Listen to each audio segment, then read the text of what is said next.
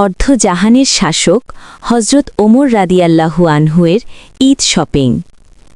ঈদের আগের দিন খলিফা ওমরের স্ত্রী নিজ স্বামীকে বললেন, আমাদের জন্য ঈদের নতুন কাপড় না হলেও চলবে, কিন্তু ছোট বাচ্চাটি ঈদের নতুন কাপড়ের জন্য কাঁদছে। আরব জাহানের শাসক খলিফা ওমর রাদিয়াল্লাহু আনহু বললেন, আমার তো নতুন কাপড় কেনার সামর্থ্য নেই। পরে খলিফা ওমর তার অর্থমন্ত্রী আবু উবাইদা রাদিয়াল্লাহু আনহুকে 1 মাসের অগ্রিম বেতন দেওয়ার জন্য চিঠি পাঠালেন। সমগ্র মুসলিম জাহানের খলিফা যিনি সেই সময় প্রায় অর্ধেক পৃথিবী শাসন করছেন, তার এ ধরনের চিঠি পেয়ে আবু উবাইদা রাদিয়াল্লাহু আনহুর চোখে পানি এসে গেল। উম্মতে আমিন আবু উবাইদা রাদিয়াল্লাহু আনহু বাহককে টাকা না দিয়ে চিঠির উত্তরে লিখলেন, আমিরুল মুমিনিন, অগ্রিম বেতন বরাদ্দের জন্য 2টি বিষয়ে আপনাকে ফয়সালা দিতে হবে।